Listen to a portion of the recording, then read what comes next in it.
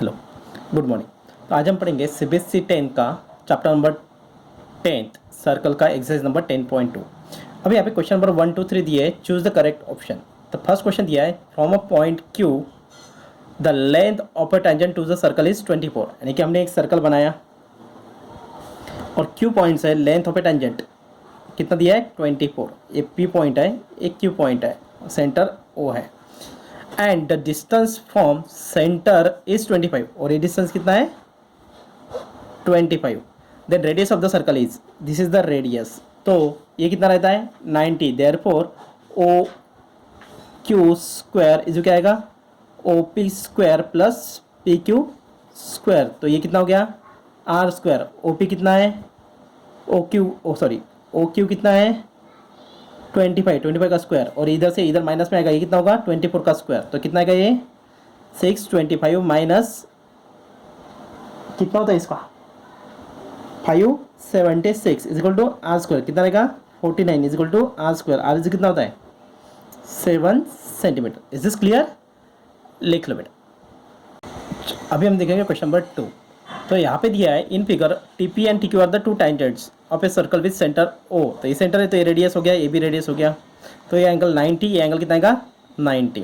अभी आपको बताया कि in quadrilateral O P T Q यानी कि angle O plus angle P plus angle T plus angle Q इसे कितना होता है 360 डिग्री। ओ आपको क्या दिया अभी पी ओ क्यू कितना दिया है 110 डिग्री। तो ये कितना दिया है 110 डिग्री प्लस पी कितना है 90। टी यानी कि P T Q angle P T Q हो गया और एंगल क्यू कितना दिया है 90 इज इक्वल टू 360। तो angle P T Q is equal to 360 minus इन दोनों का कितना होता है 180 और ये माइनस 110। तो कितना होगा इसका 180, इन दोनों का 180 माइनस 110 कितना रहेगा फिर 70 डिग्री। Is this clear? लिख लो बेटा। हाँ, इसमें ऑप्शन दिए थे आपको। ऑप्शन था आपका ए ऑप्शन था 60, बी ऑप्शन था आपका 70, सी ऑप्शन था आपका 80, डी ऑप्शन था आपका 90। तो आपका option number B is the right answer. लिख लो बेटा।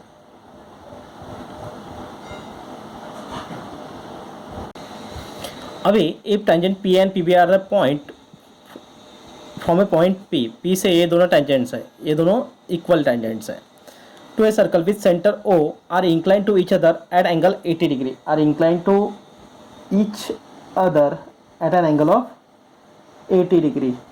Is this clear?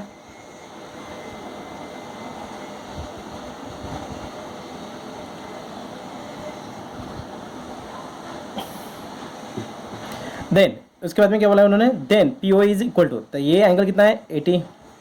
तो पी ओ ए ये वाला एंगल आपको फाइंड आउट करना है। अब देखो ये 90 है, ये 90 है, तो ये एंगल कितना आना चाहिए।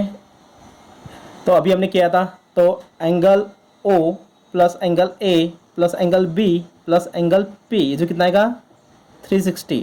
तो एंगल ओ की वैल्यू कितने आएंगे 360 माइनस ये कितना था 90, बी कितना था 90, पी कितना है 80। तो 360 माइनस इसका कितना हो गया अभी 260, तो कितना रहेगा 100। तो angle O is equal to 100 हो गया। तो यहाँ पे 100 आ गया आपका। अभी आपको ये नहीं पूछा है, उन्होंने पूछा पी ओ ए। तो पी ओ ए अभी देखो ये लाइन इक्वल है, एक कॉमन टेंजेंट है। Is this clear? और ये 90 और ये 90 है, या फिर ये रेडियस और ये भी रेडियस है। तो दोनों ट्रायंगल्स क्या हो गए कॉन्ग्रुएंट, दोनों ट्रायंगल्स कॉन्ग्रुएंट है। तो ये एंगल और एंगल सेम हो गया। तो therefore angle P O A is equal to half of the angle A O B is equal to 1/2 of 100 is equal to कितना आएगा 50 डिग्री। तो आंसर आएगा ए। Is this clear? लिख लो बेटा। देखो अभी question number 4, prove that tangents drawn at the ends of the diameter of a circle are parallel. अगर हमने सर्कल बनाया यहाँ पे और यहाँ पे सेंटर ओ, इसमें से जाने वाली एक लाइन बनाई थी, ये हो गया हमारा डायमीटर। तो हमने A B is a diameter. तो गिवन में क्या बनाया हमने let circle with centre O and diameter A B, ये बनाया। उसके बाद में क्या होता है इस पॉइंट से अभी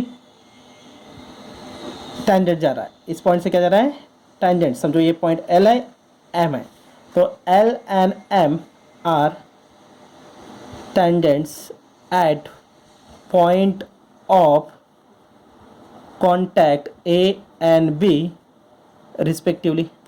ठीक है, तो टू प्रूव क्या करना है आपको, टू प्रूव करना है कि दीज आर पैरेलल, यानी कि line L is parallel to the line M. तो अभी प्रूफ, ठीक है। अभी आपको पता है कि सेंटर ओ है, इसका सेंटर इज ओ, तो ओ ए रेडियस हो गया, तो O A and O B are radius, and line L and line M are tangent to circle at point of contact A and B. So therefore by theorem 1, theorem 1 से क्या prove होता है कि ये OA is perpendicular to the L, OA is perpendicular to the line L and OB is perpendicular to line M. So therefore angle 1 angle 2, angle 1 is equal to 90 and angle 2 is equal to 90, angle 3 is equal to 90, angle 1 and angle 3 are equal and alternate angle, therefore line L parallel to line M. This is clear, क्योंकि ये दोनों angles कौन से होंगे, alternate angles and equal angles, therefore ये दोनों lines क्या होंगी, पैरेलल। इज दिस क्लियर, लिख लो बेटा। ठीक है, अभी देखेंगे question number 5। It is a theoretical question. Prove that the perpendicular at the point of contact to the tangent of a circle passes through the centre. यानी कि ये आपने अभी क्या बनाया, एक टेंजेंट एट पॉइंट पी, तो पॉइंट ऑफ कॉन्टैक्ट क्या हो गया, पी, और यहाँ से क्या बनाया आपने, एक परपेंडिकुलर ड्रॉ किया इस लाइन पे। ठीक है, तो आपको प्रूव करना है कि OP passes through the centre, OP passes through the centre. और सर्कल गिवन में क्या दिया है, a circle with centre O दिया है, it's tangent AB meets the point circle at point P, that is P is the point of contact. The to prove क्या करना है आपको, the perpendicular at the point of contact to the circle to the tangent to the circle passes through the circle, ये आपको prove करना है। अभी देखो इसका रीजन क्या रहेगा, अभी हम लिख सकते हैं इसके लिए कि ओनली वन परपेंडिकुलर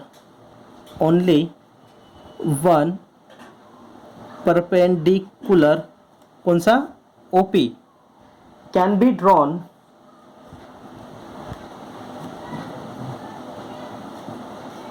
टू